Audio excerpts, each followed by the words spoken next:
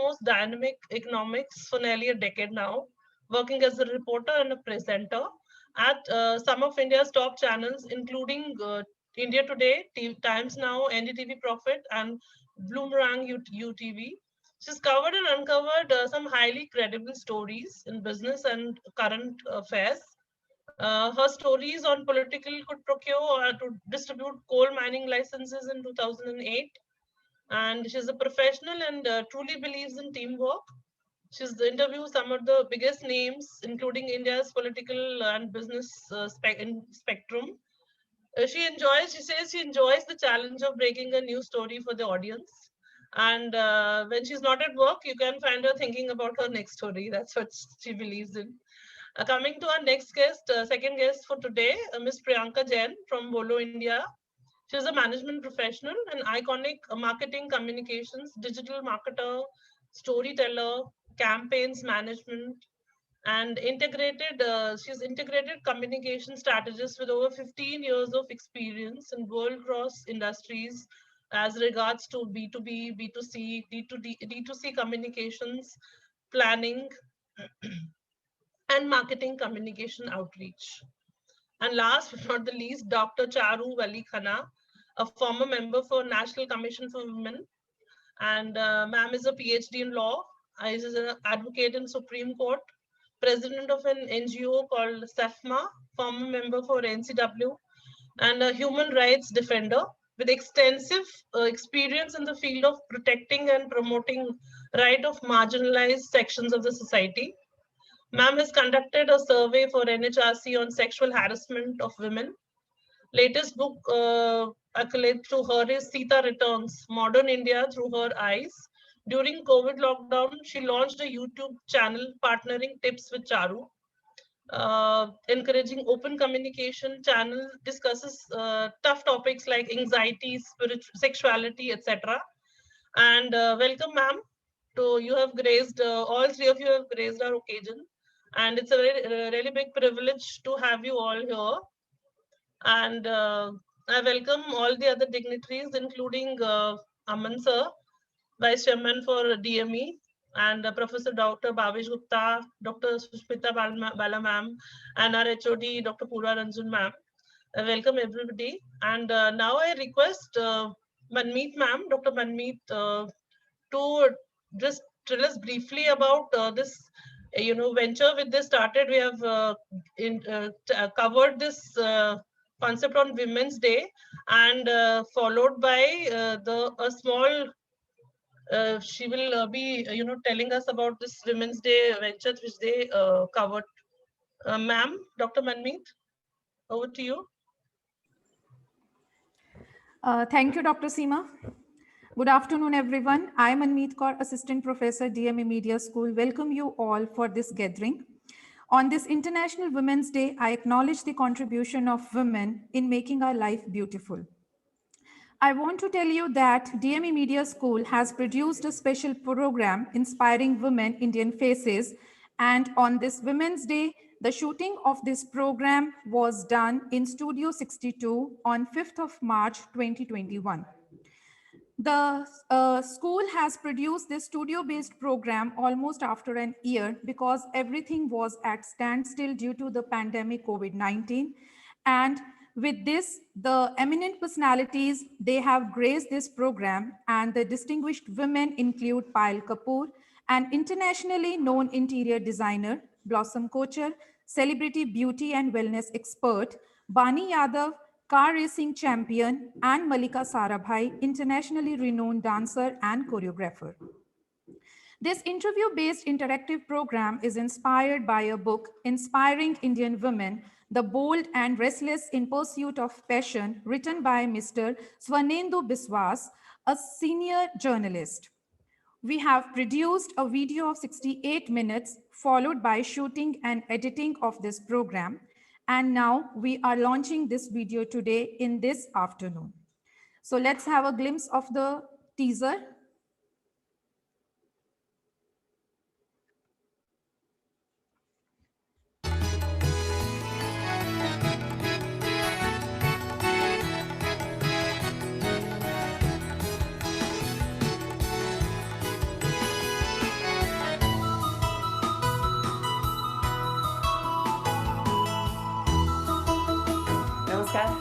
Monika Sarabhai, and I'm delighted to be on this DME initiative on their TV. This is the book which has been written by Mr. Vishwas. For quite many years, I have been nurturing the desire to showcase the unlimited potential of women power of postmodern India. I must compliment you for holding this event. This is most apt for this day. Everybody should get an inspiration because we all need to get inspired from the work of the other persons. My biggest inspiration is my father. Carpenter women नहीं हो सकती हैं, वो problem होता है. आपने साड़ी की बात की. I would always say women are more meticulous, but so are men.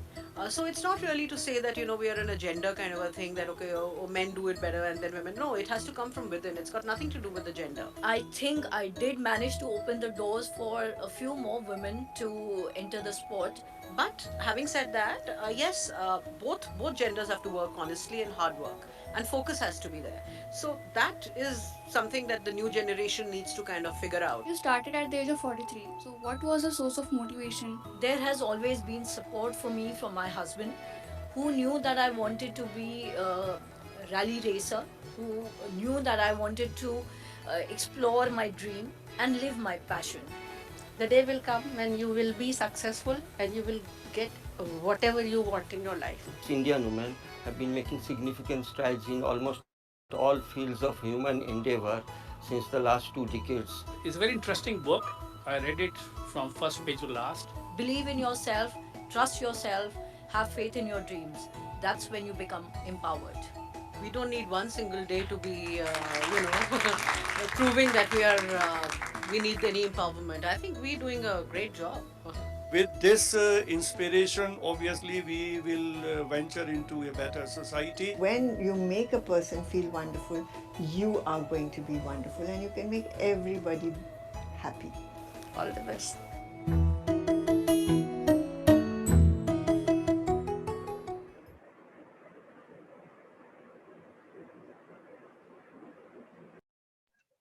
Thank you, Dr. Manmeet. The link of the whole program is in the chat box for the reference of everybody. Now I request my colleague, Ms. Shanu Jain, Assistant Professor, DME Management School, to please take over from here. Thank you, ma'am. Thank you, Dr. Seema, ma'am. Shanu Jain, once again welcome all the dignitaries, our external guests, faculty members, colleagues, and dear students to this multi-dimensional leadership conclave 2021, the theme of which is evolving dimensions of women leadership. To set the theme of the session, I would request Dr. Purva Ranjan ma'am to kindly address the gathering and set the theme for the conference. Before I welcome you, ma'am, I would like to tell the August gathering that Professor Dr. Purva Ranjan ma'am, she has conceptualized the entire program and one of the event coordinators as well. Ma'am is currently the professor and head at DME Management School, and she has a diverse teaching experience at various premier B schools pan-India. She has done her MBA in International Business and PhD in Retail Marketing Management domain. She is a Google certified digital marketer and content management expert trainer. Apart from the teaching and research domain, ma'am is also a certified jewelry designer and has also taught designing for 3 years. So we welcome you to the session, ma'am, and request you to kindly address the gathering. Thank you, Shanu ma'am. So hearty welcome to all the dignitaries from DME and welcome to all the guests, Ms. Priyanka, Ms. Davina, and Dr. Charu. DME Management School envisioned this platform of e-conclave to bring leaders from all the domains at one place, one time to exchange thoughts and ideas. I personally thank the Dean and Heads of Law and Media School for extending their, nominating their women leaders to come on this platform so that from all the domains we come together and we exchange our ideas. So to me, the word "we" is a representation of women extraordinary who have made their leadership presence felt already in the area of entrepreneurship, administration, education, legal, public relations, media, engineering, and health domain. and not just at regional or at national level, but also at global level. So this we, or the women extraordinary, have already broken the traditional glass ceiling that barred them from entering into leadership positions. So at this forum also today, you will find that it's been taken care from all the levels by the women of DME. And this day we requested all the men colleagues to be the audiences while we take over officially. And we have received huge support right from the VC, the director, and all the male colleagues. And I would like to say that not just this day, but every day we celebrate in our own way on Women's Day. So this particular day is dedicated to the story of 3 women leaders that we have today, and to understand the grit and tenacity of how they championed in their particular domain and how they battled against their personal and professional odds to reach this leadership position. And their stories are going to inspire each of us, the students who are present from the law, media, and management domain, countless women who are part of this session who will carry forward their stories and inspire the women they come across to break more such barriers, and we could have more such leaders in coming days, because there's a lot of scope of women leadership. I would, however, like to express here that the leadership skills are acquired and shown by both men and women equally, but certainly there is some difference in the basic traits and qualities that we possess. Now, for example, things like collaboration, cooperation, connection, empathy, and communication are some of the innate feminine qualities, and they have been bestowed to all the women by the nature.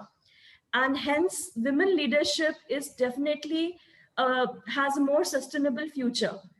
And the women leaders that we have today, they have not only built an holistic approach towards their family, their societies, as well as their companies. So without taking much time, I will request our moderators to carry forward the session so that we can demystify the mantra behind the success of our panel members through series of questions and exchange of thoughts. Thank you everyone. Thank you, ma'am. Thank you so much for setting this wonderful theme of the conference. Next, before we begin and we hear out to the experiences of our guest, I would like Professor Dr. Sushmita Bala, ma'am, to kindly also address the gathering. Ma'am is an accomplished teacher and trainer equipped with rich experience in media industry and academics for more than 3 decades. She has taught in various reputed colleges of GGSIP University and has also been teaching at Bharatiya Vidya Bhavan, YMCA Media Center, and India Today Media Institute as a visiting faculty. She has presented more than 20 papers in various national and international conferences and has widely traveled across various continents across the globe. Ma'am is also the member of jury of Akashvani Awards organized by AIR and has also been nominated as a jury in the International Science Film Festival. With a master's degree in drawing and painting, ma'am has conducted numerous exhibitions and paintings as well. We welcome you to this session, ma'am, and request you to kindly address the gathering. Thank you, Shanu. Hello, good afternoon, everyone present here. We have a rich tradition of celebrating International Women's Day at DME, and we have our unique ways of doing it. Earlier, we did acknowledge the dignity of labor by showing respect to women sanitation workers and women security guard working in DME. Today also, we kept up with that tradition. This year, as you see, we have devised many new ideas to celebrate Women's Day in DME. DME Media School did the shooting of a program inspiring women Indian faces in Studio 62 of DME on last Friday. In this program, we invited Payal Kapoor, Rosam Kochar, Bani Yadav, Malika Sarabhai, and Latika Nath. This interview based interactive program was inspired by a book, Inspiring Indian Women, The Bold and Restless Pursuit of Passion, by Mr. Swarenindu Vishwas, a senior journalist. Today, late evening, we are another program, Inspiring Women, Global Faces. This interview come interaction-based digital live program has its inspiration from a book, Public Relations, The Changing Global Landscape, featuring 22 distinguished PR professionals of the world. Beside this, US-based author of this book, Catherine Lencianzi, 3 prominent PR professionals will join this session. These include Ms. Pamela Shabi from UK, Rachel Lipson from the US, and Pooja Arora from India. Whatever kind of program we organize on this Women's Day, the basic objective should to inspire younger generations. That is what TME Management School has done. This multi-dimensional leadership conclave is aimed at to showcase the work and personality of 3 young women who have created a space for themselves with their dedication and commitment. Devina Gupta, Priyanka Jain, and Dr. Charuvali Khanna should be the role model for our young students. The theme for the MDLC 2021 is Evolving Dimensions of Women Leadership. And as a teachers, it is our responsibility to inculcate the spirit, the leadership in our students. I am confident that by listening to these distinct professionals, DME students will get inspired and motivated to do something good in their life. This will not only lead to their personal growth, it will help in creating a better society. I acknowledge the efforts of Dr. Purva Ranjan in thinking and planning this kind of program. Thanks to all the teachers and students for joining this program in great numbers. My best wishes to all young ladies on this Women's Day. Thank you.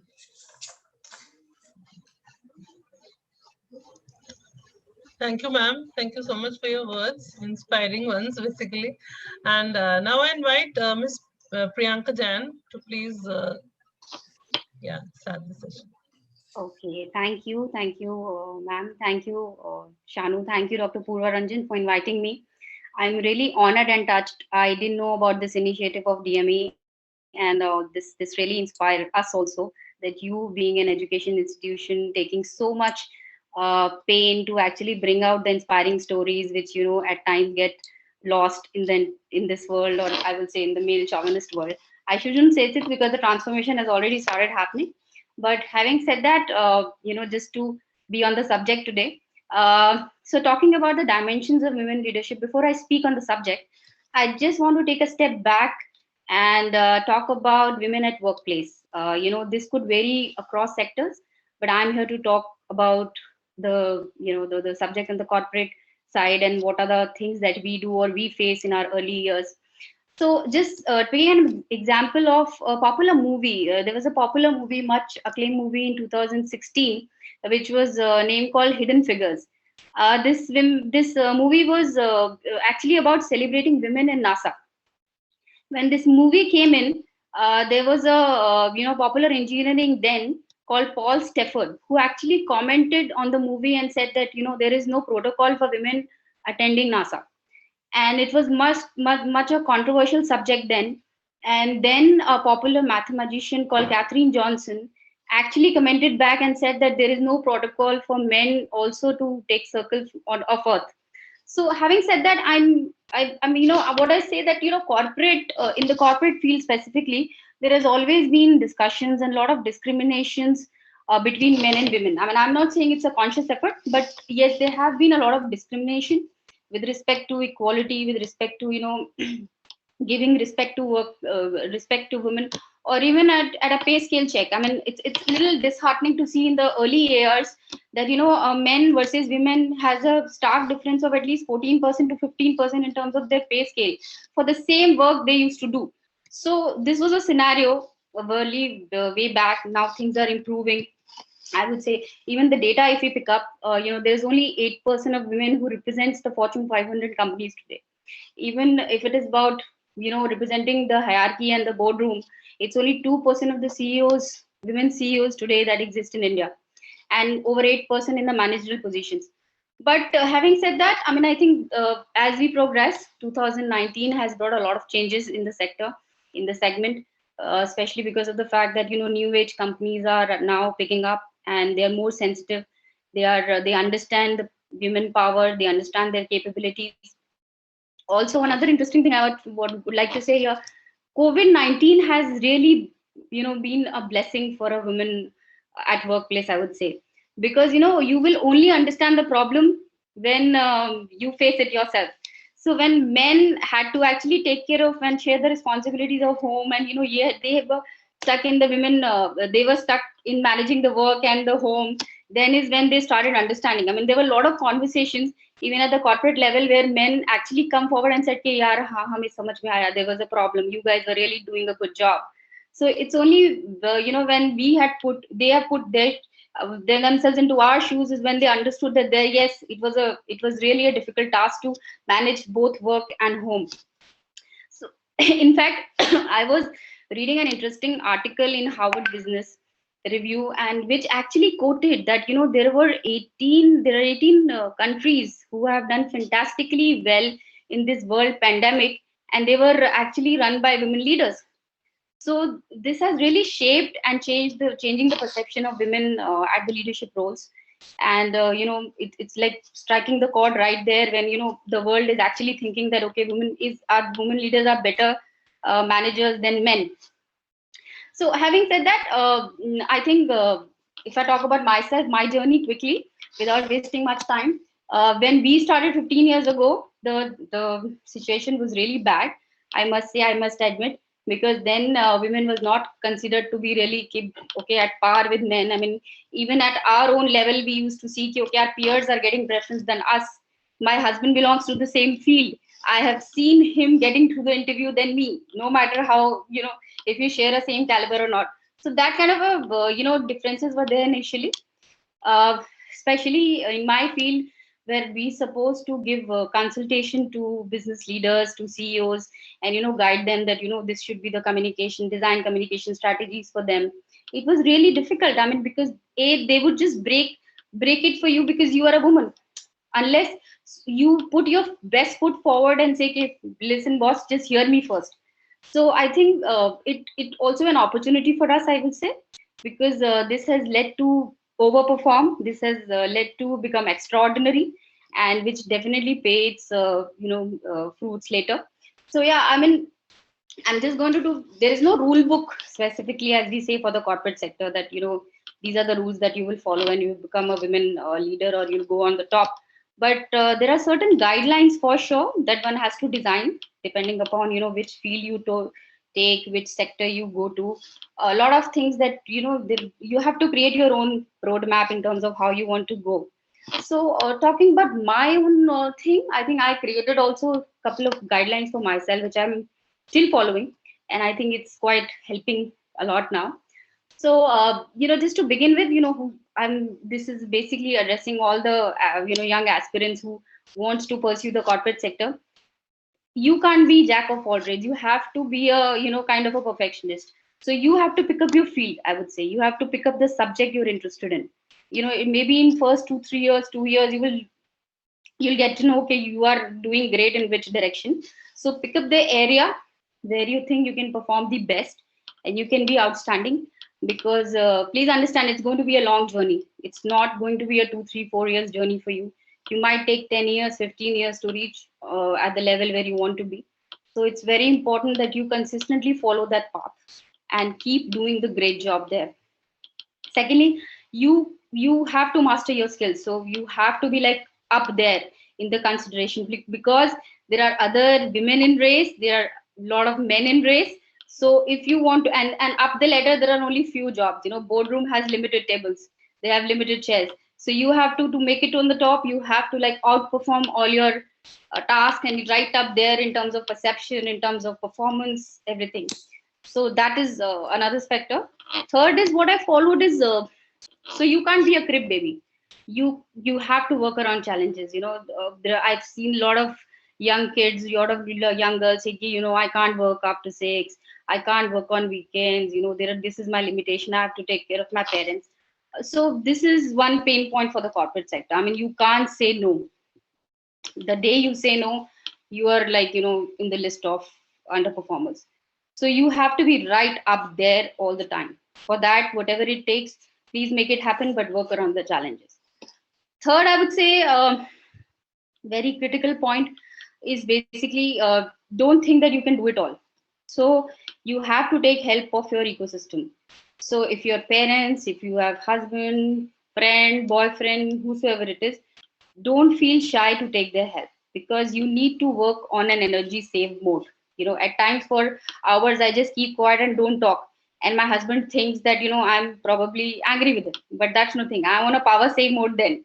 And I just keep myself, my energy restored, because I have other priorities to focus on at that point in time.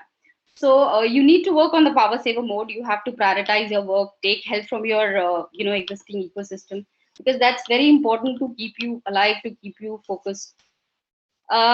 Another point I would say, which some people might not like, but you need to market yourself.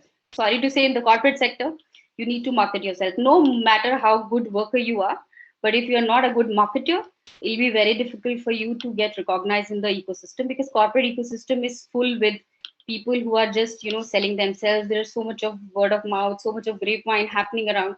So in that case, you make sure you market yourself. I'm not saying don't over market, please, but whatever you do, please market it to an extent that it gets heard in the right ears.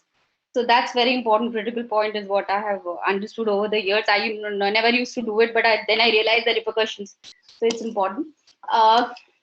Another thing that I have followed throughout and it has helped is, you need to have a good network of mentors around you. So, because you are not in a position to to be present all the time when it is needed, when there is a perception building for you, when there is a feedback being checked outside in the system outside. So you need to have those mentors, those powerful mentors who can represent you, who can become your ambassadors over the period of time, because you may not be available 24/7 at all the places, but they are the ones who will speak up for you if you are a good worker. So that's another area. And I think last but not the least is take risks, because that's very important, because doing a good job will not help you achieve to the level that we aspire. It's important to take risks. You might fail also, but never fear to fail.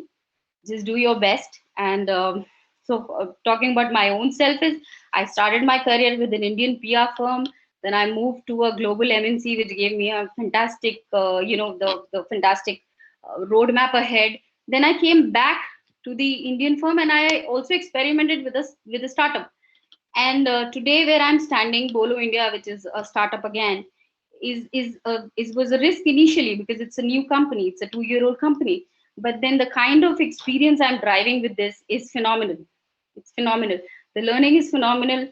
The outcome is phenomenal. So I think overall, like I said, there is no specific rule book to address this, but you need to be smart enough to understand where the things are going and then deal with it.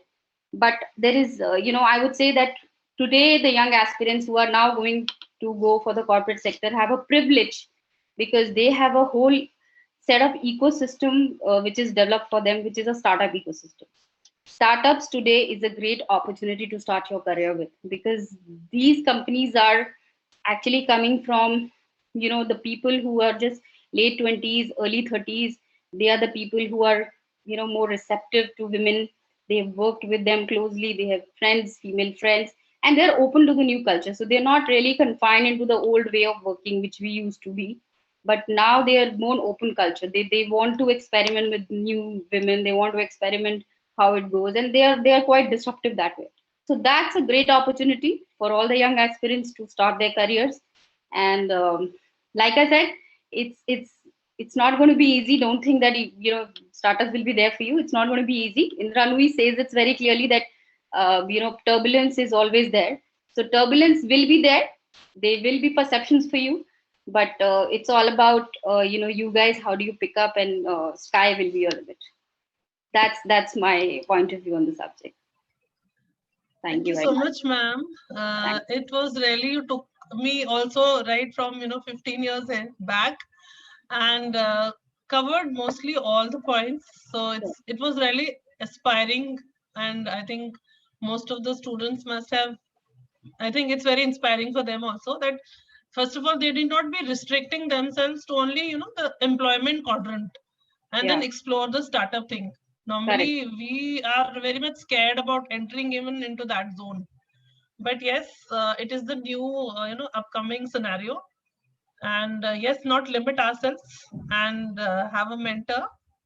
Market, yes, fully agree to whatever you said. Thank you so much. And now we move on to our next guest. I think Miss Devina Gupta. She wasn't there at the time of introduction, but yeah, welcome, ma'am. Welcome to our session today. And please, we would like you to say a few words about this today's concept.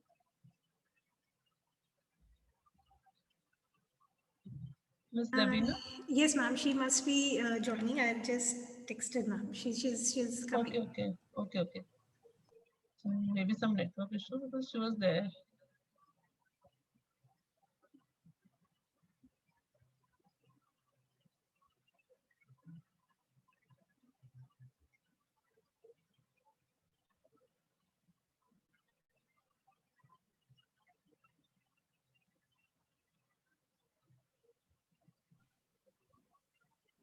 Dr. Charu is here. She can Yeah, ma'am. keynote Yeah. speech as well. Okay. Dr. Charu, I request you, ma'am, to please go ahead with you. Okay. Welcome, Hi. ma'am. Thank you. Namaskar and big hi to all your students. I must compliment DME on this initiative, and it's always very energizing to, address young people and also hear young persons. So I'm going to give a different perspective because just now you've just had the words of a successful woman. And what I'm going to talk on is on a more general way because the topic of today's discussion is evolving dimension of women's leadership. I want to stress that gender diversity is not only a social concern. Studies have shown that if the company or the organization wants a competitive edge to address global challenges that the corporations will face in the future, they must have gender diversity. So for that, women matter for that competitive edge.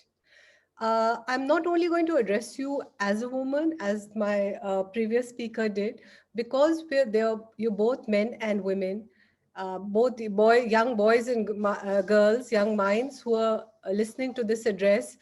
Very rightfully said by my previous participant was that men realize problems women face during this COVID while working, and which led to which actually it led to disrupted patriarchal thinking, and women started cooperating with men started cooperating with women in household chores, which previously they didn't.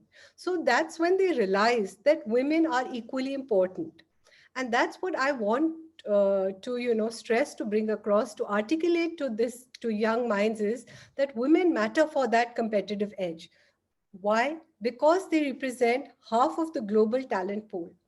So is it not crystal clear that they should be at the forefront of the economic and social scene, not just out of a sense of fairness or charity, but to ensure that the best male and female minds come together to address challenges that face society today? Tomorrow you're going to be, since I think there are 3 schools, am I correct, ma'am? You have the School of Journalism and Media and Law and Business, correct? So yes, ma'am. In all these 3 fields, we need to have a very inclusive way of working. And when I say inclusive, who is the person who is left out? Gender as women who need to prove themselves, work, double to prove themselves, and women from the SC and ST backward communities. I really feel it's very important as a human rights defender to flag this issue.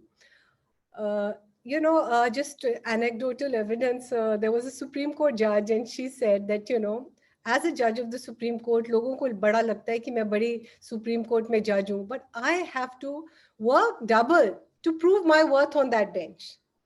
Because there's a certain, my male colleagues look at me with a different eye. Similarly, I'm just giving these examples to show that, what kind of mindset there is even amongst educated professionals. There was a district court judge, we had gone to invite her for something. And she said, आपको बड़ा लगता है कि हम जज हैं, लेकिन देखिए जज की बीवी जो है ना उसका बड़ा रुतबा होता है, लेकिन हमें अगर फैमिली फंक्शन होता है लोग कहते हैं अपनी जजगिरी यहाँ मत दिखाओ. So you are understanding the difference in perception. What I'm not saying that that's what I'm trying to highlight, the gender differences in terms of leadership that exist. I'm not implying that women leadership skills are more powerful or more important than males or vice versa. But clearly a gender difference exists. We need to acknowledge it and then only we can capitalize on it. To give you an example, before that I want to not use the word difference. I want to use the word complementary because it's a complementary style of leadership. It is possible for leaders to develop a series of skills which are not necessarily traditionally linked to your gender. Like our previous participant said that, I wouldn't get a meeting and, things like that. But it's not only her, it's about the organization. Why did they not give her an appointment? Because there was a certain gender bias towards her in the organization, within the organization. And we have to acknowledge that culture has a huge influence on how women develop as leaders, especially in India. And we're a very, very long way. Everybody talks about gender neutral and binary, but I think we're a very long way towards being gender neutral. When we talk about the social construct of gender, which is masculine and feminine component. I mean, I was addressing these young minds in a business session. And I said that if we're asked to brainstorm a list of words which describe female leaders, what would you say? They said emotional, compassionate, intuitive, relationship building, multitasking, and gossipy. I was like, what is this? And when we asked them that, please identify which are words associated with male leaders. So they said strong, intelligent, ego, powerful, assertive, single tasking or focused, and competitive.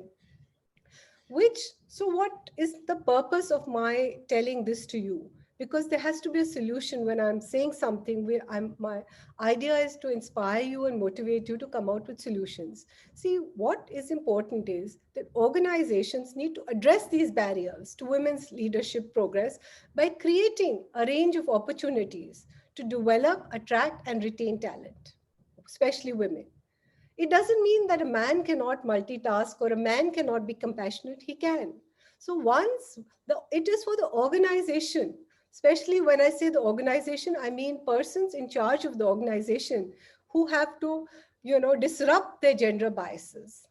And as rightly said by my previous participant, it's the younger groups who have startups. They don't come with these kind of, patriarchal discriminatory biases because they're more, I think, urban centric. How can you do it? You are young, all of you, male, female, all of you, or whichever gender. Youth is about idealism and change, about healthy dissent, about discussion, the desire to fight for a bigger cause, or simply the urge to make a world a better place. It is your passion for change, which must be matched by your knowledge and perseverance. At the same time, I want to give a rider that don't be so overcome with your passion that you lose sight of the ground realities, because as we've seen in this recent case of this young girl who was, unfortunately, she had been taken in custody. Because whatever you do, be sure you know what you're doing and you're willing to face the consequences. I think for a woman, now this I'm specifically targeting my women, the young women who are there, girls who are listening to my address. Financial independence is the most important thing.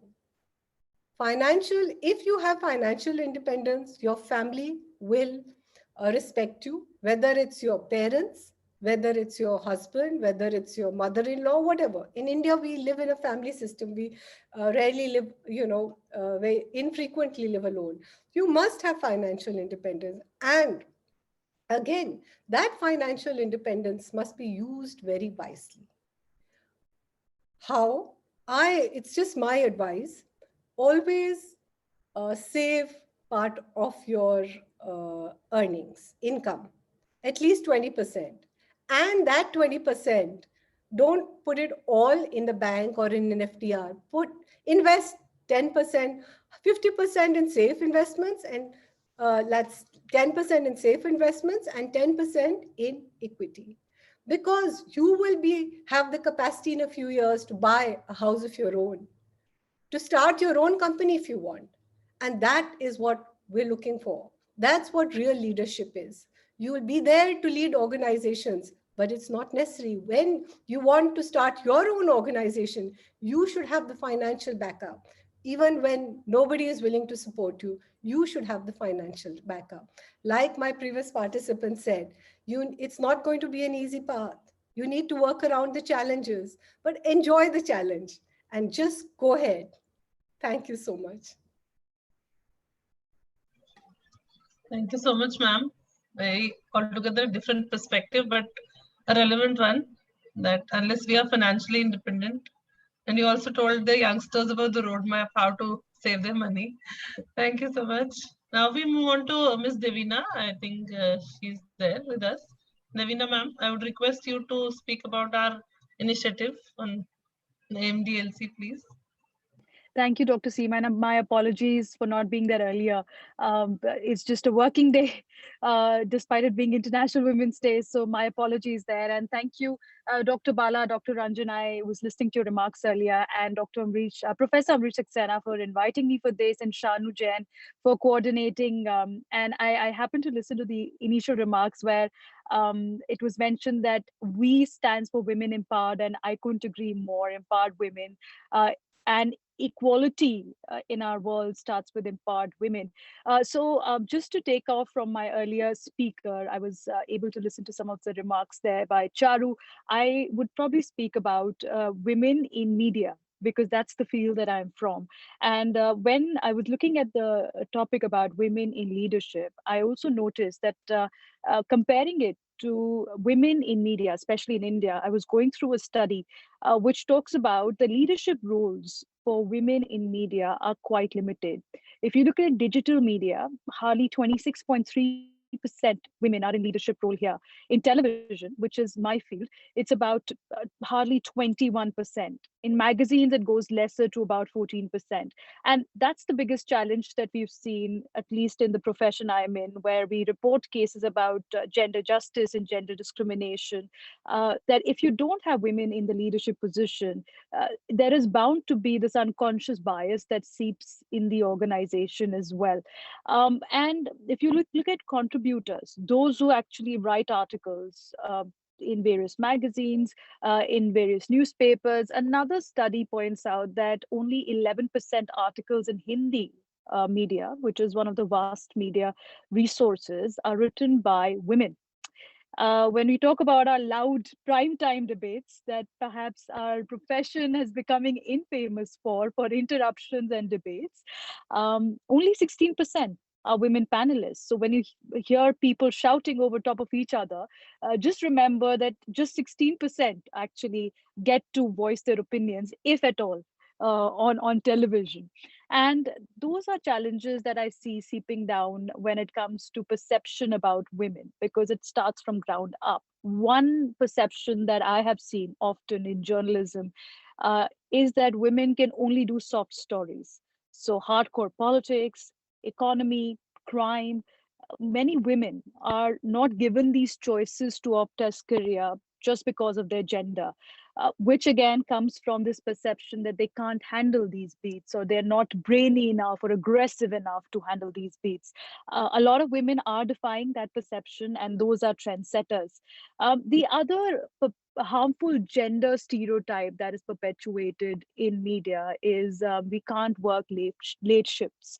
So do not give them shifts where they can compete with other men, or we can't go and contribute from a protest location. While you must be seeing a lot of young reporters, women reporters going out at protest locations and contributing from there, but there is a huge perception and a big difference when it comes to giving these assignments to women. And that's where I believe a lot of growth is shaped, because unless and until you work late shifts, you work in different kind of production elements, reporting elements, it becomes difficult to be a leader, to manage a team. The other challenge that I often see women facing, which again curtails their role in leadership position, is when they're managing teams where mostly there are men. And the patriarchal mindset that we have, which perpetuates from our social conditioning, our society at large, and lack of awareness, is that they don't feel like listening to women, giving them guidance or steering the team. And to raise your voice in a room full of men, especially when you are in a leadership position, even at mid-level, becomes a challenge. Having said that, I'm glad to say that at the BBC, our bureau chiefs for languages and for the entire news gathering operation, both are women, and they are an inspiration for young journalists like us, that glass ceiling can be broken. But where do you start? And that's a point where I thought I could throw a little bit light of what I have observed in organizations that are trying to do things differently. One, of course, is to believe that there could be a change in behavior. Anything by force, and that is my belief as well, cannot be implemented. A lot of talks have been around whether there should be quotas for women. From the parliament, where we've seen there's a bill that is stuck for a long time, to even leadership roles, should there be quotas for women and reservations that can help them get a boardroom seat? Often the experience, and also speaking to a lot of people, my research has suggested that if that's the route that one takes for a leadership role, it becomes a reserved sort of a seat where women are not a decision maker often. And that's where we at least started a program in my organization, where we are not taking any more manels, which is all male panels. So the decision to have at least 50% representation of women in any kind of discussion has helped us believe that there could be an automatic change in behavior, where you don't have to make it compulsory, but make it optional, make it voluntary. And teams are able to adapt to those kind of decisions more easily than making it compulsory for any kind of a behavior change. And there have been over 500 shows in the BBC itself, which started opting for it voluntarily and leading to a greater gender diversity on our various panels. I also feel that the online media has also perpetuated a change, because if I go to the study, the highest number of leadership roles isn't actually digital, about 26.3%.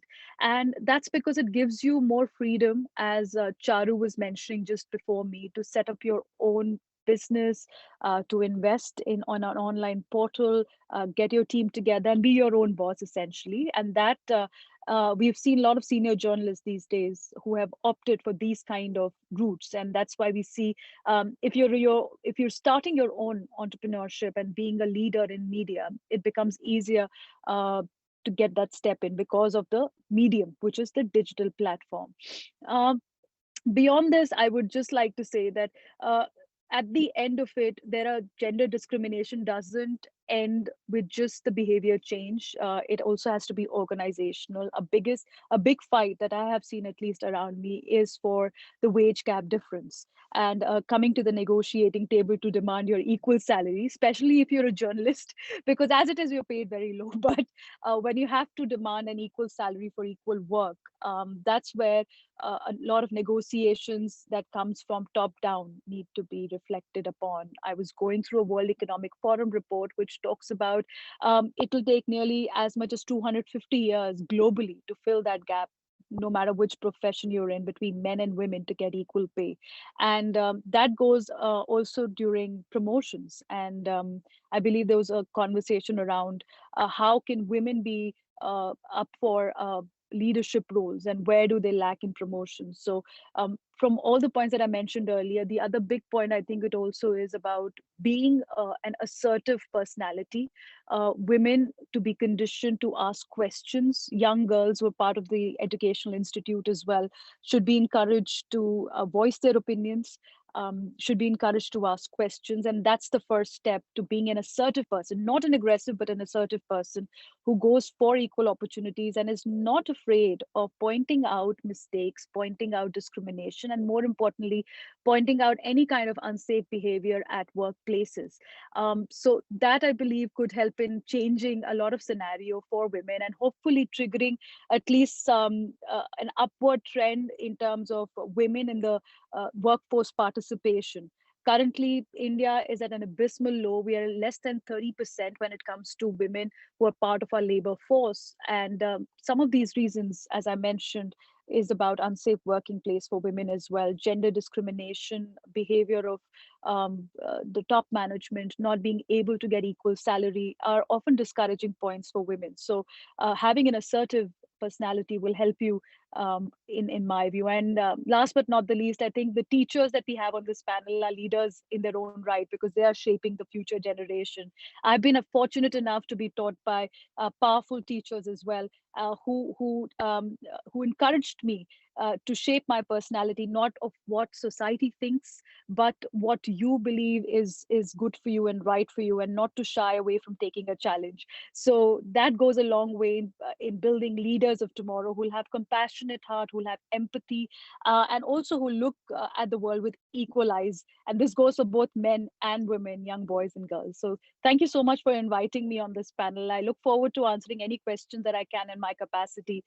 But my experience is quite short in terms of all the other esteemed panelists that we've had till now, and the teachers that we have till now. So I'll try my best to answer some of them. But thank you for inviting me. Thank you so much, Navina ma'am. That was indeed a very inspiring and an enriched, though short, but that was indeed a very enriched experience, wherein you talked about that. Yes, there's the need for a perspective for both men and women to have equal eyes, and in being instrumental in bringing about that change. So I would request Dr. Seema ma'am to kindly begin the session for the question and answers. Thank you so much, Shanu ma'am. So first of all, with Priyanka ma'am, I would like to ask you, what is your opinion on what Dr. Charu told us about leadership comes with a lot of financial independence. So what is your take on this? Definitely financial independence should be there. And I mean, there's no harm in saying that if we have worked harder to reach that level, we are eligible to gain the financial independence. But yeah, financial independence is a very critical element of any woman's life, not because of anything else, not because you need to go out shopping, but it's important today for your own identity. And no matter how open we talk, but we understand that there are limitations with women at home, no matter how they want to do it. But financial independence, even if it is a small amount, even if it's a small check, it's important for them to gain their identity and to remain independent, no matter if there is any hard times comes their way. And I think COVID is again a very strong example to let us know that anything can happen at any point in time. So keep your bank account full. I mean, I do it to an extent which you can do. That's very, very critical. Thank you so much. And over to Devina ma'am. Just would like to ask you, who do you look as your leader? Like you said that you've been taught by powerful people. So who do you look up to as your leader? I would actually first request you not to call me ma'am. I'm really young, and with my limited experience, I actually find this entire session as someone who's soaking in a lot of experience and learnings from all the people on this panel. So I meant to say that I've been taught by empowered women. So my teachers actually who have helped me at every stage, whether it being choosing a line like media. And a lot of students, I don't know whether they'll agree with me or not, but my experience has been that media as a profession is not the one that is encouraged by most parents as the first choice of profession. And when you make that decision, it's very often, it's very hard to follow it with conviction and someone who is encouraging you, because honestly there are no mentors if you look at in this profession as such from the word go. And it's at that time that your teachers become your mentors, because they tell you why and how you can proceed in this particular line. So I can just thank all my teachers for helping me through it. There were so many questions and confusions when I started. I was supposed to be a doctor if the fate had its own way, and I gave my entrance exam, and by the time I was selected, I was already enrolled in a media college. So I didn't want to give it up at that time. And I was going through the same confusion, whether I should be in media. It's not a long-term career. Your relatives or family members are the first to point out that this is just a hobby, or who will marry you if you don't get into a career that is respectable enough. Media people are always hanging out till late in the night. There is a drinking party going on. So all these kind of perceptions are there about media. And I come from a very orthodox background. So for me, it was very difficult to break through that glass barrier or that perception barrier just with my immediate family. And that time, it was my teachers who have seen students like me, who have dealt with questions and confusions that I faced, who were able to advise me to stick it out, and also to feel the responsibility of your decision and make each minute count in your college. Because college is not all about fun and party. It's good to have friends. It's good to have your relaxed time after studying so much through schools, and especially the board exams. But the fact that you need to ensure that you're investing in your career by figuring out what interests you. So one thing that I could pass on from what my teacher told me, and at that time, this is about 2005, when 2004, when I had passed off my 12th standard, and I was trying to figure out, why is it that I want media? Is it because I don't like studying? Or is it because I want something where I can enjoy my college life? And one of my teachers suggested that pick up the newspaper and start reading it every day. And although we are all told this by our parents, but somehow the seriousness of that situation where I had to make a choice, I decided to pick up the newspaper, read it almost a week, and figure out which is the area that interests you. Is it the sports section? Is it the business section? Is it politics? Is it the editorial that comes there? And from that, gauge your interest of what you want to do when you want to be a journalist. What does it mean for you? Is it the glamour part of it, that you'll see your byline or you'll see your face on television, or is it more in depth? And once you have done that self-analysis, then you'll realize the seriousness of that situation, set your goal, and be able to proceed ahead on it. And that's an advice that I still carry today. I read the newspaper diligently every morning. My interests have been changing, but at that time, I found that how much research goes into a single article. My interest was in business news at that time, and I realized how little I know of that world. And if this is the responsibility that I have to bear of making a career and a name or an identity of myself, it's here that I have to start. So there are so many examples, Dr. Seema, and I can for sure tell you that as a teacher, you've gone through so many of these sessions with your own students that you can realize that everybody or every unique character is actually shaped in these forming years or formative years. So my role models are my teachers, and I still feel thankful to them that I'm able to give back a little bit of what I've learned through these sessions. Thank you so much. I also keep telling my students to read newspapers and download InShots, because nowadays newspapers is like outdated. So I advise them to download InShots and keep looking at whatever comes up, so that something interests them and they can shape up their career. But yes, you being there, so I think they will listen to you more, I guess. Thank you. And now to Dr. Charu. Ma'am, what is your opinion on repercussions of refusing to work late for females? Like, how to overcome this? Ma'am, I think you're mute.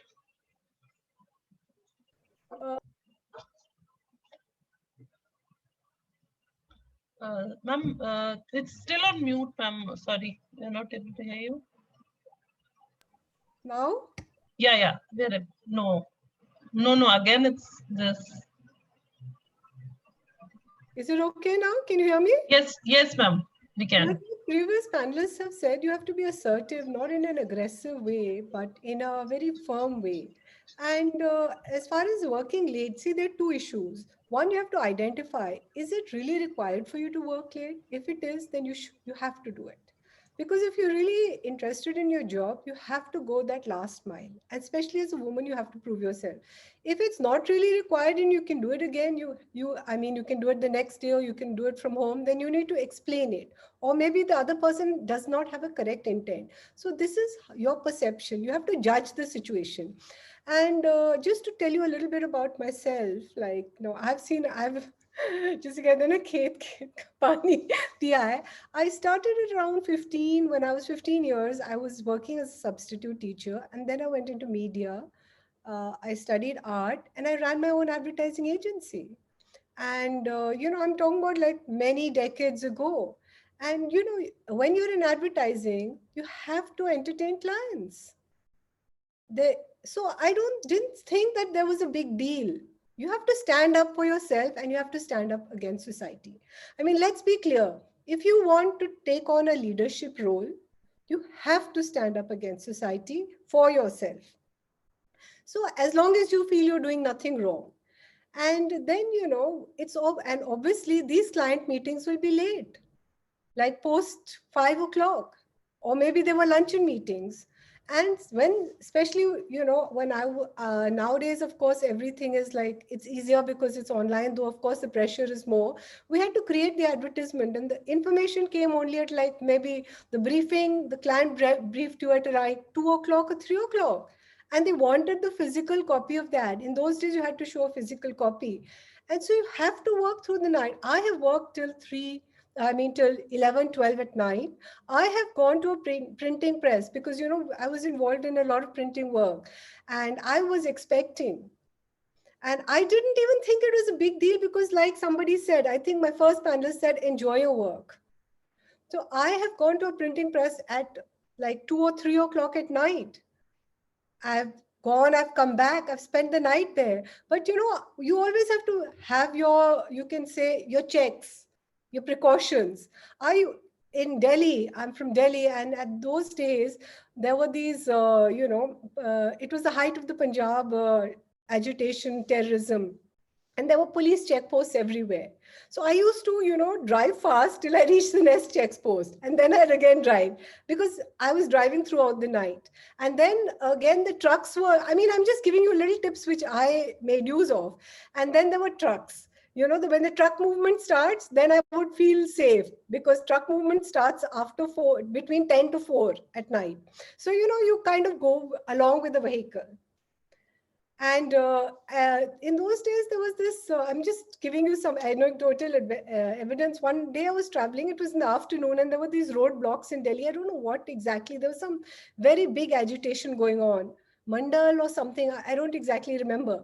And there were these group of 5 ladies and they stopped my car and I was so happy because I thought, ab pata nahi kya hoga. So I just took them on and they said, don't worry, we're with you, we're all together. They kind of motivated me. So we have to stand together. We have to share our experiences with each other and we have to motivate each other. Even as a lawyer, a lot of the mortality rate of women is very high because, they come out of college, then they marry, and then, somehow after marriage, a few years, they drop out. They're no longer seen in the bar. And then they feel that, we have to work late because court is till 4 o'clock. And after 4, you somehow go home, or maybe you go to the, wherever you're working, and then you have lunch. Everyone has, because a lot of people have late lunch. Then the work starts after 6. The 6, the clients keep coming. Phir aap 8 baje ke baad, after 8, you're drafting. So the hours are long. But if you have a passion for your job, then I don't think working late is an issue. But there are a lot of women, they don't want to take a role of a leader. They want to go on in life, live peacefully. For them, I think a 9 to 5 job is good. But definitely not if you're in a leadership position. I'm constantly telling people, I read about, let's not get into gender. I was here reading somewhere about, I think Bill Gates. And he said he gets up at 4 in the morning because, you know, there's international and so different time zones. So he reads his emails from 4 to 6. And then from 6, he's on his treadmill and then whatever his routine is. So forget about your gender. If you want to be in that position that he is, you have to try and follow that routine and not think that, oh, no, I can't work late. I think we have to, there's no compromise. There's no compromise for success. People say, oh, you can manage, you know, you can manage your home and you can create a balance. I don't think, in my experience, I think there's no such thing as balance. You've got to go and you have got to go for it. Otherwise, you have to be satisfied with mediocrity. I don't know what the others will have to say about it. Thanks. Thank you so much, ma'am. Charu, I do agree with what you just said, although I'm not in line to speak, but I resonate with your thoughts because I meet a lot of, the freshers who join education field and they're very particular that, you know, this is the cutoff time and this is my family time, this is my me time, this is this, that. So, you know, I kind of wonder that one fine day when they reach a leadership position, how are they going to handle it? Because at that point, you just can't, tell the board of director or your senior management that, see, I'm working in kitchen or this and that. You have to take certain decisions right then. And unless you take the decision, entire team is actually waiting for your decision to implement it. So whether it is a male leadership or female leadership, when you reach to that level, which I absolutely agree that we need to put an extra mile. So perhaps at the early career, we do get to demarcate between this time and that time. But once you are through with that middle career, then it's, I think if you want to retain your leadership position, you have to give all of your time. And the teachers these days, I mean, look at the pandemic in which we are thrown into. I mean, I don't know why we are not called as first line workers. We have led the entire education paradigm shift through online, giving more time to our students than our own children. So, and we were thrown into the situation and we made the best of it. We learned, we led, and we did a lot of management of family along with the work. So really, I agree to, I think all the three speakers that we have to give extra time. We have to ensure that we are better than our male counterparts as well as the women counterparts who are in the leadership role. Thank you, ma'am. Thank you for sharing your thoughts on the same. Next, I would like Devina ma'am to throw a light upon the task, upon this, that we often hear this cliche which is coming there, that women having it all. So what does that mean to you, ma'am? And how do you think that this definition of having it all has changed over the years? I mean, who's asking that question? Who feels women have it all? That has just been curated by us only, ma'am. Probably our own line of thought on this. Because I wanted to understand where it's coming from that women have it all. Is it from a male perspective which feels that women have it all? Because look, when it comes to women, and often a lot of people say this, they play a gender card. If it's going home early, they'll say, if they want to cut short a meeting, they'll say they have to go home early because of unsafe travel. Or if it's a Sunday meeting, they'll say they can't do it because there are children and they have to spend time with their family. Or if it's about shift, they always get the morning or the best of shift so that they can spend time with their family. So if it's coming with that, women have it all, that's a different perspective. If you ask me, yes, we do have it all. We have the soft skills. We have, I'm sorry, but we also have the managerial skills that comes with managing our own families. We do have empathy, yes. We have compassion. We have determination to prove ourselves, especially on this panel of women. I can feel that there is a determination to prove your identity. There is also a will to succeed and be financially independent, because we've seen our mothers go through a cycle and our mothers have encouraged us, do whatever you want to, but have your own financial freedom. Don't be dependent on a man. So there is a determination that comes with it, that you have to prove yourself and make yourself financially independent and make yourself part of the society. When it comes to managing familial relations, again, we sort of go that extra mile to ensure that the husband's family is happy, the parental family is happy, and we're taking care of it. And it's interesting, I was actually shopping something for my mother, and I met an old lady in a store, and she said that, what are you shopping for? So I said, I'm trying to buy a shawl for my mom.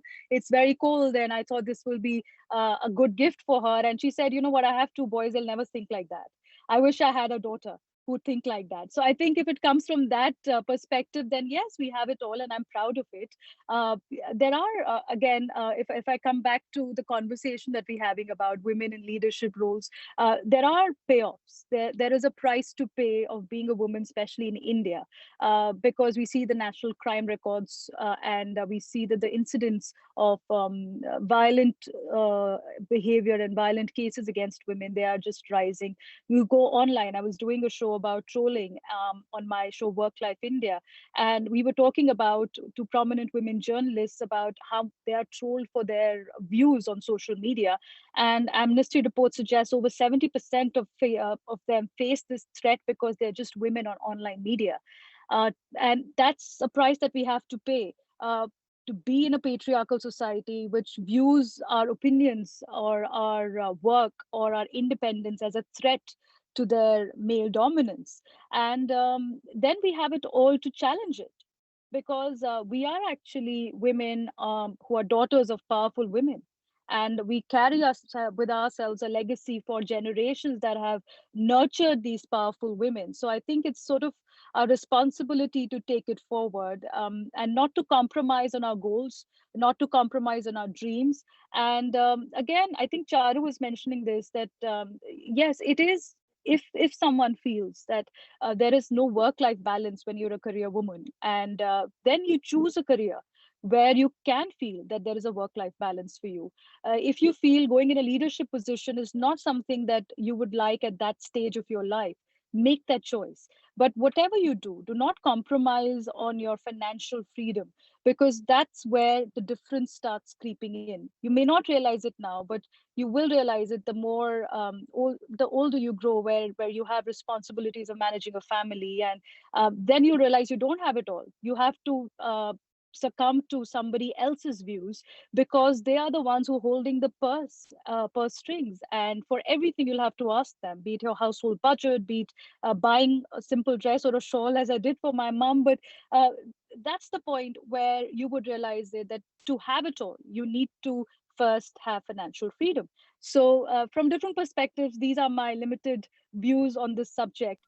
But as I said, we as women, I do believe we have it all in us to make this an equal world. So we should exercise those skill sets for sure. Thank you, ma'am. Thank you so much. Over to you, Seema ma'am. Yeah, for other speakers, since Divina ma'am has to leave, so that's why one last question to her, and then thank you for we'll come back to you. accommodating me, everybody. I'm really sorry, but thank you for accommodating me. Yes. Yeah, ma'am, just like to know, what is your leadership style and what does it mean to you? Like, what does leadership style do you follow or practice? What is in your opinion? Again, I would say I'm not a leader till now. I hope to lead a team someday, and I hope to lead that team without any gender discrimination, because I feel that the leadership style should not pertain to your gender. I asked this question actually to one of the leading women CEOs. I was interviewing her, and she told me an interesting story. She said when she was trying to negotiate for a position, and she was being appointed the senior person, and she said she was trying to negotiate her salary. She does not think like a woman. She says, I think like a man. And that was a defining moment for me, because as women, we also have our emotional conflicts within us. We try and soften the message. We try and feel that, the other person should not feel it should not be in a difficult spot because of us, should not feel uncomfortable because of us. We try and play on our soft skills a lot more than men do, and I think that's where the advantage is, that if you think without emotions at workplace, then you'll be able to think for what is best for the team, what is best for you, and negotiate because your counterpart are men whom you're competing with. So do not think, as she said, like a woman, especially at workplace. Think logical, have your facts right, do not go without any homework to a place. And I think when such people become leaders, then they also give equal opportunities to others. And as I mentioned, the fact that there is often a perception that women play a gender card. How do you change that perception? Is by setting an example of not doing so. If you're comfortable again, and if you would like to be in a leadership position, do not think about late nights. Rather, think about a way of working around those late nights. If you feel threatened about going on an assignment, especially as a journalist, when we have to go for, say, a protest reporting, or we have to go on outdoor shoots, obviously families are concerned. So the way around is not to do those assignments, but the way around it is to have a dialogue, a communication. Be honest with your family of where you're going. Be honest with your team about the support that you would need. If you're uncomfortable in a certain situation, think around a way of perhaps you need to change your team, your colleagues. What is it that you need to do? Because you shouldn't compromise on your goal and your dream. And that's where I feel good leaders are able to be good problem solvers, and good managers are able to find a way to enable you to be empowered. So when you have a problem solving approach, as they say, think like a man, perhaps one day we'll have a man saying, think like a woman, because you can do it, and have that perception change. It's a slow process. It is not an immediate answer to any question. It's a slow process, but it's a process that you have to ingrain in your personality, I feel, to help other people at least look through you and look up to you, and try and be that person who can lead a team. Because if they see strong bosses, they emulate them. They try and be that example that is set in front of them. So if you are someone who's following these footsteps, hopefully you'll be able to empower others behind you to adapt that leadership style. So I hope this answers. Again, as I said, I'm not a leader. These are small things that I keep in mind to try and reach there. And hopefully by the time we speak next, whenever it is, I would have made a little bit progress there.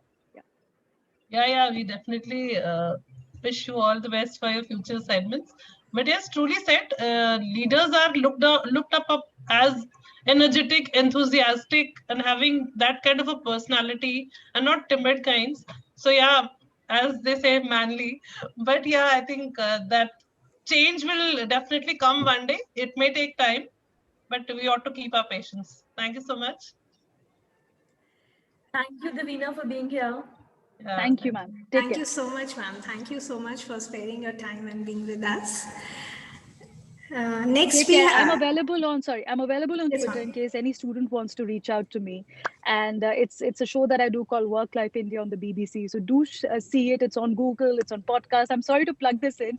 I was telling someone that you should know your worth as a woman, and to know your worth, you need to market it as well. So that's a little bit of plug from my end. But thank you, everyone. It's been wonderful. And I hope to have a lot more questions from your end. If there is anything I can answer offline, would be happy to do so. Thank you for having patience with me, everybody, and all the best, and happy International Women's Day. Take care. Bye. Thank you, ma'am. Thank you. It was lovely hearing you out. Next, we have a question coming up from our faculty colleague, Ms. Rodi Vadva. So I will request Rodi ma'am to kindly unmute herself and ask her question herself. Thank you so much, Shanu ma'am, for giving me this opportunity. So I would like to address my question to Ms. Priyanka. Ma'am, there is a lot of stereotyping of gender roles. So I would like to ask that, we usually call the boy, we never call the boys bossy, because they are supposed to, behave like that. But however, when a female leads, it is often seen as very negative and dominating. So, ma'am, what are your views on that, on the gender stereotyping?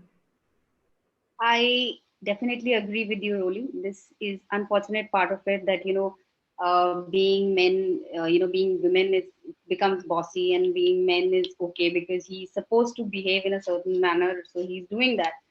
So I think you can't really change. You can't do anything about it. What you can do, or perhaps what we can do as leaders, is to build a certain perception. It don't go by the negative perception, and don't go by the negative mindset कि हाँ ये लड़की है boss है so she will end up being bossy. It's basically the culture that you culminate within the organization, within the people that you work with, within your team. They may come up with a setup perception for you being bossy, and at times being aggressive being taken as being bossy. But the concern is that if we reach at a women leadership position, we need to have that assertiveness, we need to have that aggression to be able to guide our team, to be able to get them going. At times there is a demotivation happening around. There are people who don't understand how the system works in the organization. So you have to be like right up there to teach them, to guide them. But overall, in terms of bossy, I don't call a woman as bossy. I think it's all about how being a leader, you culminate your team, you get them on your side, you gain them confidence, because once you do that, you'll have a productivity that could go higher than probably 30%, 40% of what they're currently doing. Because I think people don't mind stretching themselves, but they have to be motivated enough to do it. So it's all about the culture that you build and the people that you grow along with you. So for me, that is, we can't do really much about the perceptions that comes with stronger women. That's actually a challenge, ma'am.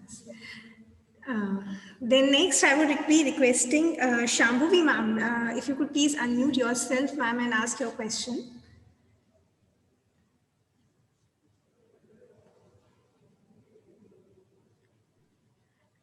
I believe there is some, if you could please unmute yourself, Shambhavi, ma'am, you're on mute.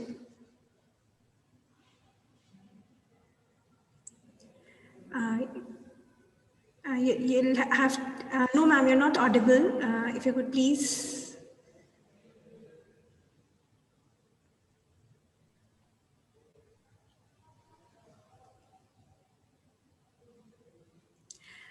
Unfortunately not, Shambhavi ma'am.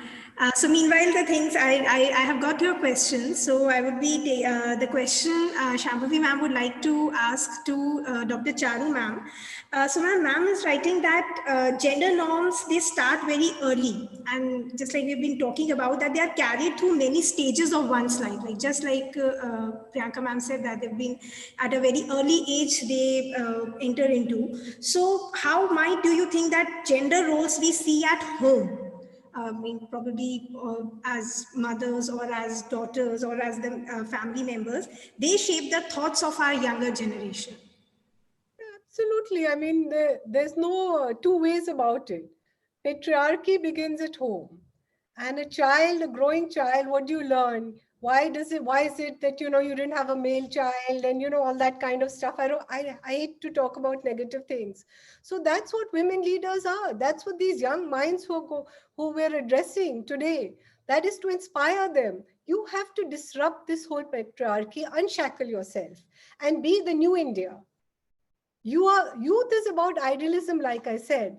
And we know the women, all these girls who are present today have undergone this. Even the young leaders, teachers, all of you as women, you know what biases and what discrimination we face. Why should we repeat them? Why should we waste time even talking about it and, get into the negativity, as she rightly said before me? Let us change the system. I'm in a position today, I'm in a position as a leader, so I should handle my staff differently. I'm in a position as a mother, so I should teach the new generation, my children, things differently from what I had learned.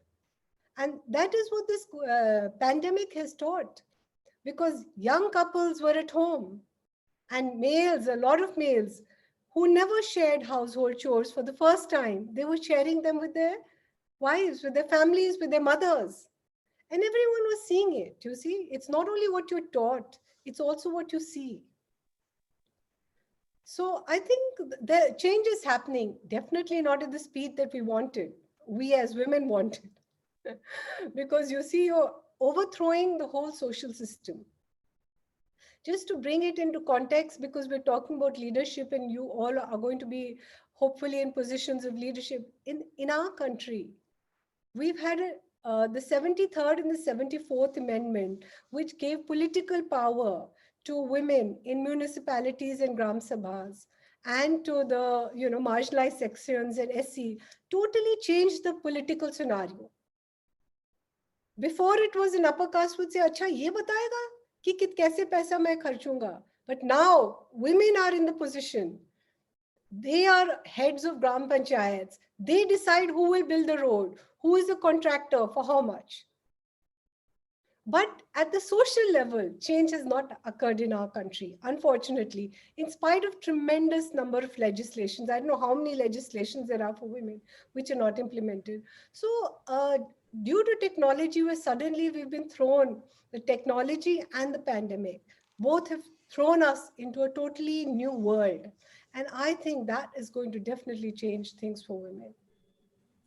Thank you, ma'am. Indeed. And rather, we have seen women now have come up for a lot of non-women centric issues as well. So that's definitely a change that has come up, and there's still a long way to go. So over to you, Seema, ma'am. From one of the students, there is a question in the chat box, and I would like to ask. It's for Dr. Charu only. And then he's saying that RCJ in a recent case asked a rape accused to marry the victim. Also, a female judge of Mumbai High Court said there is no skin to skin contact, then it won't be considered an offense under POSCO Act. Do you think such statements by high authorities in the judiciary make it worse for women? You see, the thing is that persons in high authorities belong to a different mindset. If you see sexual harassment of women, I mean, I've done over more than 10,000 women physically, and through I have addressed them. And it's not the youngsters who are indulging in sexual harassment. It's persons with authority. Sexual harassment is about power. So it's persons with authority, they have a particular mindset. They've been brought up in a particular way. And that is going to be reflected. Their thoughts are going to be reflected, whether it's a judgment or whether what they say. I mean, we cannot change that. It's only the change will come with the new generation. One of the most famous cases due to which Vishaka judgment came and the POSH Act has come, Sexual Prevention of Sexual Harassment Act, that lady was Sathin. It's like a social worker in Rajasthan, and she was working against child marriage, and she was brutally raped by these persons who were of not only a high caste, but they were also belonged to politically, the Sarpanch, the community, their community was at a higher level. And why? Because she tried to stop the child marriage of 1-year-old. I mean, I'm just trying to put it in perspective. And the judge of the High Court, Rajasthan High Court, has written in the judgment, or I don't know if it's written, but he very clearly said that a man of upper caste cannot touch a woman of a lower caste. So they have not committed rape. The act, So these are mindsets. It's going to take a long time to change, but things are changing. And what we need is bold women. We need fearless women. I think it's really worth celebrating the judgment of which has come out in the defamation case, which the minister had filed against that lady. For the first time, the court, amazing. The judge was a male, but what did he say? For the first time, an affirmative burden was on the court. The court admitted that in these situations, these are private acts and not done in the public. Rather than, say, oh, who saw it? There were no eyewitnesses. That typical kind of stereotype thinking that they just kind of roll out. So I think things are happening. Young people are taking on leadership roles. I mean, we're talking about leadership in women's dimensions, but by this program, I'm sure the mindsets, so much change and catharsis must be going in the young minds of males also. Who are going to be the leaders tomorrow? Who are going to head organizations? Who are going to treat women differently and see women differently with different eyes? Indeed, ma'am. Thank you so much. And one quick question to both of you. How do you balance your career and your passion? To start with Priyanka, ma'am. I have now reached to a point where I have picked up my work, which is my passion. And as Bolo India rightly calls it, they call themselves as passion-driven, passion-driven short video platform. So very much living the passion, which is full of talking, full of marketing, and I'm enjoying my role. So it's absolutely, work life and passion is just going, at the same time. So I'm really enjoying the time here in the company. Now I think it's the time that you live your passion. Kaam ho gaya 15 saal. Now it's about, whatever 5, 7, 10 years are left for us to do a hard work, for me to do a hard work. It's now going to be a passion-driven work for me. Great. What about you, Dr. Charu? I think I'm very lucky that my passion has been my work. Or I can not work if I'm not passionate about it. So whether I was in the media field or now law, using it as a tool for development, social work, I mean, I enjoy every moment of my life of what I'm doing. In fact, let me market myself also like these young girls, because the courts were relatively closed.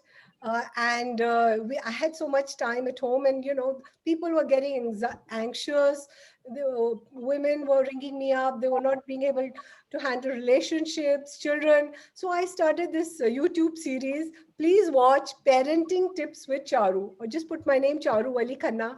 And those tips are not only about, it's not only about parenting. It's not only about a parent and a child. It's also about handling relationships, which is very important, because you as young leaders are going to have a very tough task of handling relationships, managing manpower, as administrators, as leaders, managing your team.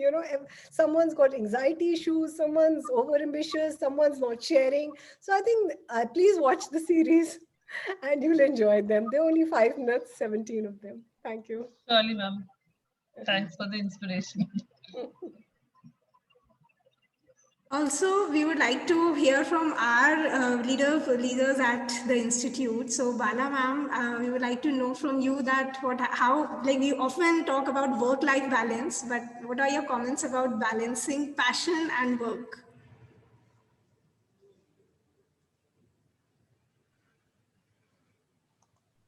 It's very difficult to say this, but my job is actually passion. Priyanka knows everything about this. We are passionate about work. So it's like that. What are your thoughts about this, Purva ma'am? I really enjoyed teaching. That's why I came to teaching.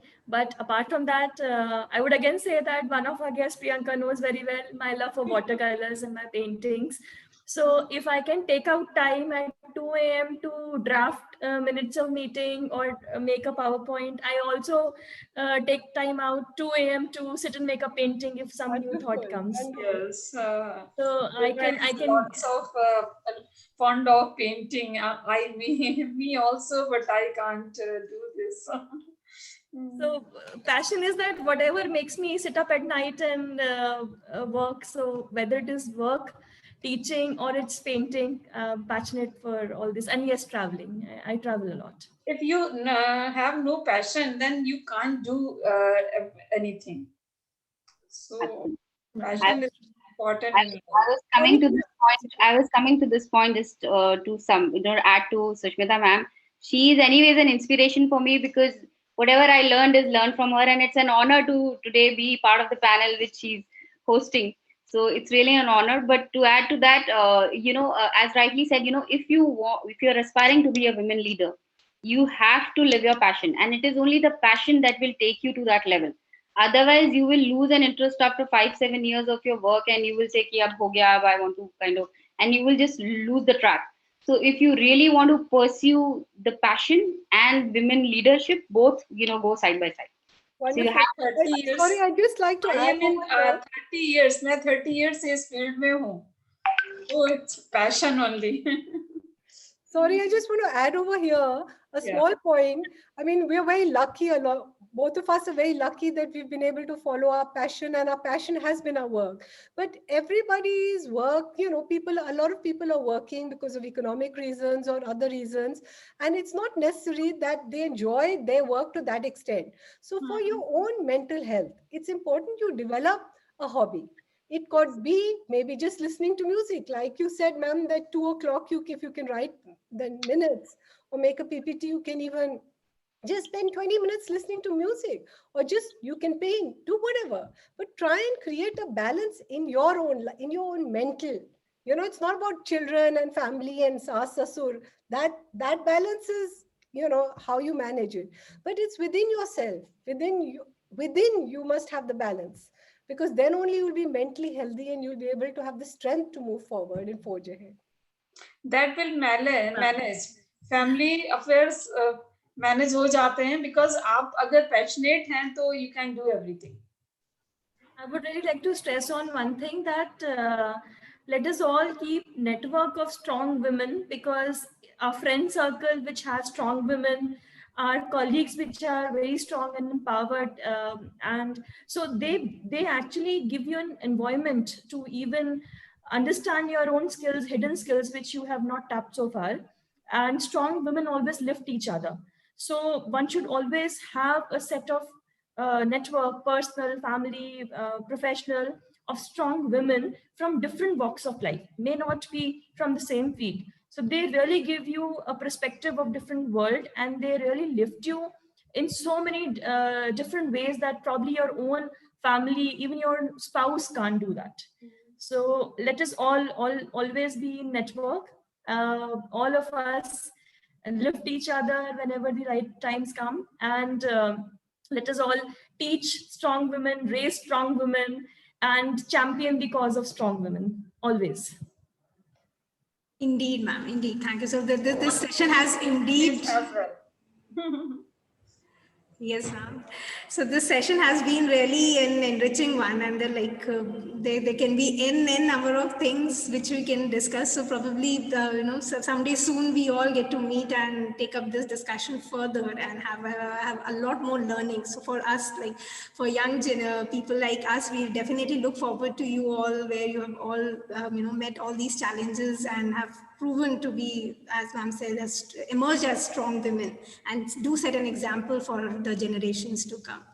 So this indeed has been an amazing session. So before we move further and formally move towards the closure of the session, I would request to invite, I would like to take this opportunity to invite Dr. Isha Jaswal, ma'am, Head Research Cell at DME, to kindly share her thoughts and give a formal vote of thanks. Thank you, Shanu. Good afternoon, everyone, and happy International Women's Day. And this has been such an engrossing and engaging afternoon for the good. I would just like to add a little bit to it. So I keep going back to this interview of Ms. Indra Nooyi, where she was asked that what was one of the most difficult situations that she had faced, or the decision that she had to take as being CEO of PepsiCo. So to that, she responded that this was the time when the American consumer was becoming more conscious about the health and about the environment. So looking at the entire data and with all the available information in hand, she came to a conclusion that this years old company needs overhauling, not only with regards to the manufacturing processes, but with regards to the products themselves. And when this idea was proposed, she received resentment from the investors, that to the extent that she had to learn that, that she's the CEO, it's a temporary position and she should be thinking about herself. But she put her foot down, because according to her, a leader is the one who should be steering the future of the company. A leader is the one who should be steering not only the future of the company, but working towards the betterment and the welfare of the employees. So every time I listen to her interview, there is one thing that I get from it, that this particular quality, I believe, is absolutely inherent in every woman around us that we know of and that we do not know of. Whether they are homemakers, whether they are working professionals, and in various capacities they work as both. So I believe that they are actually making decisions on a daily basis, acting as leaders, and actually steering the future, whether it is in their homes, their kids, their families, students, their fellow colleagues, their seniors, their juniors, at the level of management, for the organization, or for the country at large also. So kudos to all the women. Happy International Women's Day. And on this note, I would like to extend my heartiest thanks to the eminent and inspiring speakers with us, Ms. Devana Gupta, Ms. Priyanka Jain, and Dr. Charuvali Khanna. It was an absolute pleasure to have you all with us. You poured in so many thoughts, and we are taking back a lot. And on this note, I would also want to thank the institution that we are part of. DME has always fostered an environment not only to balance out the work-life balance for us women, but also we have been encouraged again to assume more responsibility, step up the ladder, and make important decisions for the organization itself. So with this, I would also like to thank the management, the Vice Chairman DME, the Honorable Director General DME, the Director DME, the heads and deans of all the 3 institutions, my fellow colleagues. Thank you for being with us. Thank you for this afternoon. Thank you for gracing the occasion, and thank you for celebrating being women and the womenhood. Thank you so much. Thank you, Isha ma'am. Thank you so much. Thanks to all the speakers and everybody participating here, and above all, our students who have, I think, gained a lot today. They have a lot of takeaways for today, I guess. And of course, my Zoom management team, Dr. Suchi and Ms. Roli Wadhwa. Thank you, everybody. Thanks a lot. Students can fill up the attendance and for the feedback also. That's in the chat box. Sorry, ma'am, I interrupted. Thank you. Just a last word of thoughts. I'm very touched about DME and their hospitality. I mean, it's really nice to see the way you are encouraging your young people and young kids to actually come forward and understand from aspiring, and a lot of new initiatives. And with that, touched by this effort, and we've had in touch with Dr. Purva Ranjan also. We are happy to extend the training sessions for your students. So we are happy to host them on our platform. All the all the media students or the digital marketing students, we are extending a hand to train them. They're happy to apply. Dr. Purva can share further details on this. So we are happy to have them with us to train them on the industry, the new trends and how they can be there right up just skilling for the skilling purpose. So that will be. Yeah, ma'am. I previously contacted you, and I'll be contacting you again for my placement thing. Thank you so much. Dr. Seema is the head placement, so she will be in touch, and I'll be in touch personally. Bala ma'am will also speak to you on certain things that we spoke earlier on. So thank you, Priyanka, for helping the fellow women leaders to take care of a lot of other work. Thank you. So that's a really interesting point of the day. Thank you. Thanks, everybody. Thank you so much. Thank you everyone for joining in again. So the feedback link is there. I would request you all to kindly copy the link with yourselves and fill the attendance cum feedback form. We would definitely like to hear from you. And probably in a couple of minutes, we'll close the session. Thank you. And thanks to the Zoom team and the panel moderators from our end. And thank you, Bala ma'am, for sparing the time. We do have a lot of NAC work going on parallelly. So in spite of that, sparing 2-3 hours is a big task, I understand. So thank you. Thank you. Nice program. Thank you, Isha ma'am. Thank you, ma'am. Thank you, everyone. Thank you, ma'am. Thank you for having me.